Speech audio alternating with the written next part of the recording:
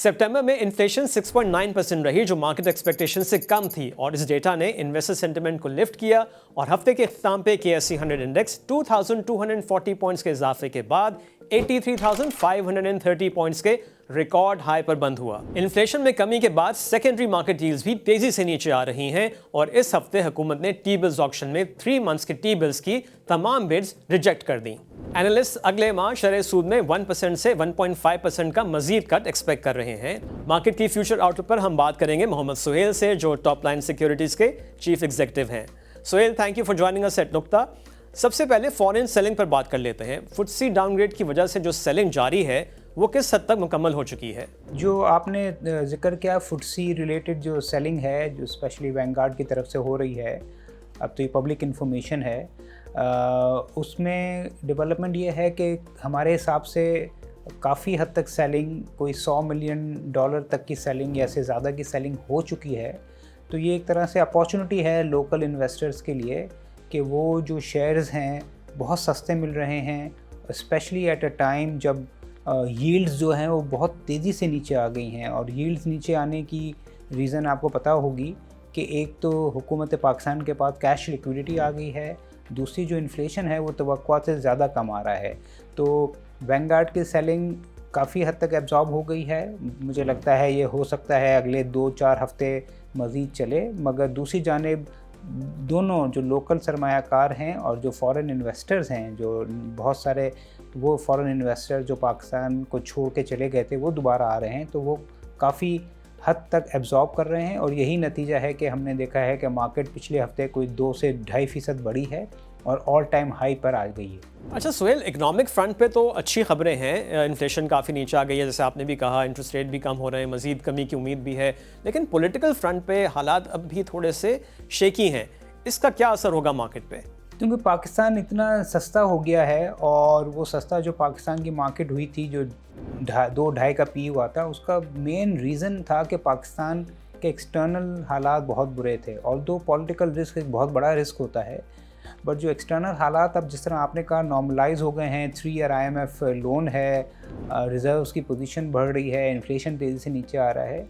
अलबत्ता ये political noise थोड़ा बहुत मार्केट को असरअंदाज करती है, मगर अब बज़ाहिर ये लग रहा है कि इन्वेस्टर्स का कॉन्फिडेंस है कि जो ये कॉन्स्टिट्यूशन में चेंजेस हैं उसका मामला बहुत जल्द तय पा जाएगा और जो पॉलिटिकल नॉइज़ है वो कम हो जाएगी। अलबत्ता ये जो छोटा मोटा डिसरप्शंस हैं या जलसे जुलूस हैं, ये तो एक पाकिस्तान जैसे मुल्क में या स्मॉल इमर्जिंग या फ्रंटियर कंट्री में ये तो होते ही रहते हैं। तो इस वजह से लोगों का ज़्यादा कॉन्फिडेंस जो है वो स्टेबल इकोनॉमी पे, IMF के प्रोग्राम पे ज़्यादा है।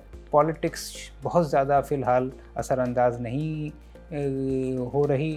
उसका रीज़न यही है कि मार्केट इतनी सस्ती है कि पॉलिटिकल रिस्क के बावजूद लोकल इन्वेस्टर और बिलखुसूस फॉरेन इन्वेस्टर्स मार्केट में सरमायाकारी कर रहे हैं। अच्छा सुहेल, इस हफ्ते हमने मिडल ईस्ट की सूरत हाल भी टेंस होती हुई देखी और ऑयल प्राइसेस दोबारा बढ़ गई हैं। ये कितना बड़ा थ्रेट है पाकिस्तान के लिए, जहां ऑयल प्राइसेस और इन्फ्लेशन का बड़ा गहरा ताल्लुक है? जी, थोड़ा बहुत असरअंदाज होगी इनडायरेक्टली ऑयल इंपोर्ट बिल पर, और ऑयल की कीमत इंटरनेशनल मार्केट में बढ़ी भी है। बट हमें ये नहीं भूलना चाहिए कि ऑयल की कीमतें इंटरनेशनल मार्केट में गिरी भी थी, और जो 300 रुपये का पर लीटर पेट्रोल डीज़ल होता था वो 250 हो गया है। तो अगर यहाँ से 15-20 रुपये अगर पेट्रोल और डीज़ल की कीमत बढ़ भी जाती हैं तो कोई बहुत बड़ा रिस्क इन्फ्लेशन के लिए नहीं है। और दूसरी जानिब चूँकि IMF ऑन बोर्ड है, तो अगर इंपोर्ट बिल थोड़ा बढ़ भी जाएगा एक्सटर्नल अकाउंट पे, तो पाकिस्तान के पास एडिक्वेट बफर्स हैं कि किसी तरह का ये शॉक जो है एब्जॉर्ब कर ले। अच्छा सुहेल, ये बताएं कि इंटरेस्ट रेट्स में कमी के बावजूद सिक्लिकल सेक्टर के स्टॉक्स अब भी परफॉर्म करते हुए नज़र नहीं आ रहे, इसकी क्या वजह है? देखिए, 2 पहलू हैं सिक्लिकल स्टॉक से रिलेटेड। एक तो ये जो मेन आपके स्टॉक्स हैं, जो बैंक्स, एक्सप्लोरेशन और कंज्यूमर, जो इंडेक्स का बहुत बड़ा हिस्सा हैं, वो इतने सस्ते हैं कि अब लोगों का फोकस यह है कि हम जब एक चीज़ लो रिस्क है, नॉन सिक्लिकल है, स्टेबल अर्निंग्स है, वो इतनी सस्ती 3 के 4 के अर्निंग मल्टीपल पे मिल रही है, तो मैं सिक्लिकल का क्यों रिस्क लूँ।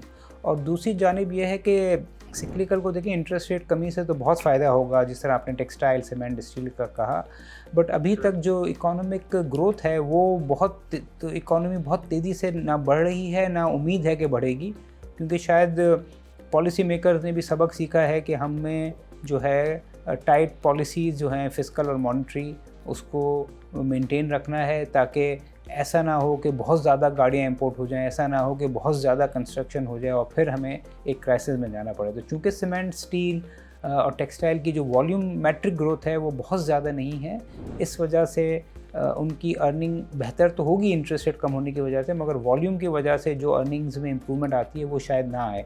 तो ये 2 रीज़न है मेजर जिसकी वजह से फोकस जो सरमायाकारों का है, ख़ास तौर से फॉरेन इन्वेस्टर्स का, वो स्टेबल कंपनीज़ पे जिसमें बैंक्स, एक्सप्लोरेशन और कंज्यूमर हैं उसी पर है। सोहेल, आपका बहुत शुक्रिया। और अब नजर डालते हैं अगले हफ्ते के इवेंट्स पे। मंडे को सर्ल के 4th क्वार्टर और फुल ईयर के रिजल्ट्स अनाउंस होंगे। बुध को रेमिटेंसेस का नंबर आएगा। थर्सडे को ऑटो सेल्स का डेटा एक्सपेक्टेड है और जुमे को वीकली इन्फ्लेशन का डेटा एक्सपेक्टेड है। और अब इस हफ्ते के टॉप 5 गेनर्स। इस हफ्ते एयरलिंक की शेयर प्राइस में सबसे ज़्यादा इजाफा हुआ जो 13.2% रहा। निषाद चुनिया पावर 11.6%, फौजी सीमेंट की शेयर प्राइस में 10.9% का इजाफा हुआ। पाक जन पावर 10.5% और पाकिस्तान पेट्रोलियम की शेयर प्राइस में इस हफ्ते 10.2% का इजाफा हुआ। और अब इस हफ्ते के टॉप 5 लूजर्स। इस हफ्ते सबसे ज़्यादा कमी टीआरजी के शेयर प्राइस में हुई और ये 12.9% नीचे रहा। इंटरनेशनल इंडस्ट्रीज 9.9%, ईपीसीएल की शेयर प्राइस में 7.8% की कमी हुई, ईएफयूजी 7% और कैपको की शेयर प्राइस में 5.4% की कमी हुई। और अब इस हफ्ते के कुछ इंपॉर्टेंट कॉर्पोरेट रिजल्ट्स।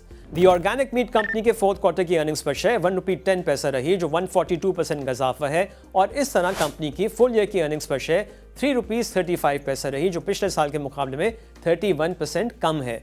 कंपनी ने कोई डिविडेंड अनाउंस नहीं किया। फिरोज सन्स के कंसोलिडेटेड रिजल्ट्स पर नजर डालें तो 4th क्वार्टर में अर्निंग्स पर शेयर ₹4.22 रही और फुल ईयर की अर्निंग्स पर शेयर ₹15.72 रही जो 152% ज्यादा है।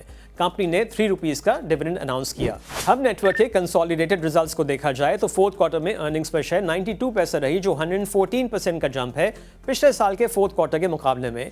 और इस तरह फुल ईयर की अर्निंग्स पर शेयर ₹2.60 रही जो 151% ज्यादा है। कंपनी ने कोई डिविडेंड अनाउंस नहीं किया। और ये था इस हफ्ते का stock watch. Until next week, खुदा हाफिज।